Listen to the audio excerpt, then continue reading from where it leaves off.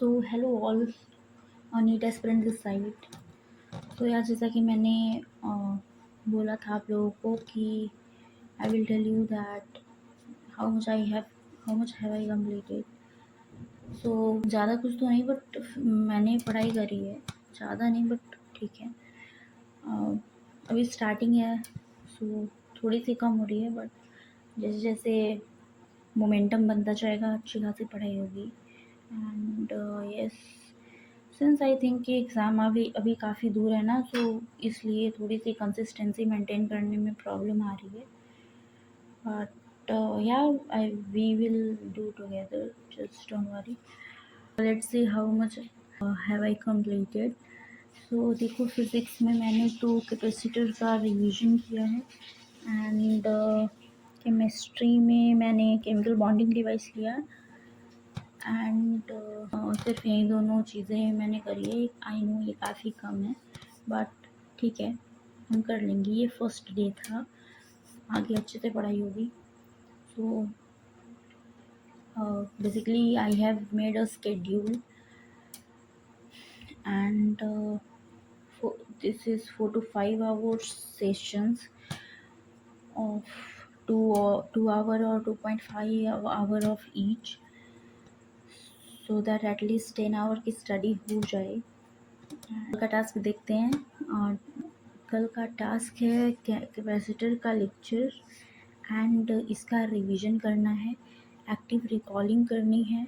Yes, active recalling करनी है and formula learn करना है। I am doing numbering here so that ये थोड़ा सा इजी हो जाए, बिकॉज राइटिंग तो आप लोग को ज़्यादा समझ में आ नहीं रही होगी। आई नो बहुत गंदी राइटिंग है, बट या बियर इट। केमिकल बॉन्डिंग का लेक्चर देखना ही सिर्फ इम्पॉर्टेंट नहीं है, हम अपने प्रिपरेशन में लेक्चर ही देखते रह जाते हैं, तो जो कि काफ़ी बड़ी मिस्टेक है हमारी। अगर हमने वो चैप्टर पहले से पढ़ रखा है तो हमें सबसे पहले लेक्चर पे जाना ही नहीं चाहिए। हमें first what we have to do, पहले हमें रिवीजन करना चाहिए। रिवीजन के बाद अगर हमें कुछ पीवाईक्यू सॉल्व करना चाहिए, एनालाइज करना चाहिए पीवाईक्यूज़ को, जब हमें वो चीज़ें पता चल जाती हैं कि ठीक है ये चीज़, ये पार्ट इस चैप्टर का ज़्यादा इम्पॉर्टेंट है, तो हमें वहाँ पे ज़्यादा फोकस करना चाहिए। और हमें जो चीज़ें अगर नहीं समझ में आती है, तब हमें लेक्चर पे जाके उस लेक्चर वाले पार्ट से वो चीज़ें एब्जॉर्ब करनी चाहिए, वो चीज़ें समझनी चाहिए। ऐसा नहीं कि डायरेक्ट हम लेक्चर पे चले गए, फिर हमारा फोकस भी उतना नहीं बनता है।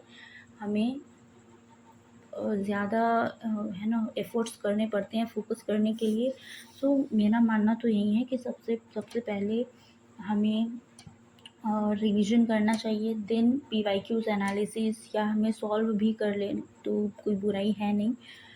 फिर हमें लेक्चर देखना चाहिए। इससे हमें, अगर हमने पीवाईक्यूज़ को गलत सॉल्व कर लिया तो हमें लेक्चर को देखने की क्यूरियोसिटी बढ़ेगी एंड लेक्चर को हम अच्छे फोकस के साथ अटेंटिव होकर के ले भी पाएंगे कि अरे यार, हमने तो वहाँ पे ये चीज़ें गलती कर दी थी, ये चीज़ें हमें आ नहीं रहा था, है ना। So this is the way. And active recalling learning तो आप लोग को पता ही होगा। इस एक्टिव रिकॉलिंग से हमें ज़्यादा समय तक चीज़ें याद रहती हैं। I have to complete tomorrow and yes, I am going to do that. Comment under the comment section what's your targets for tomorrow, and let's complete together. Thank you so much for seeing this video. Catch up you all in next video.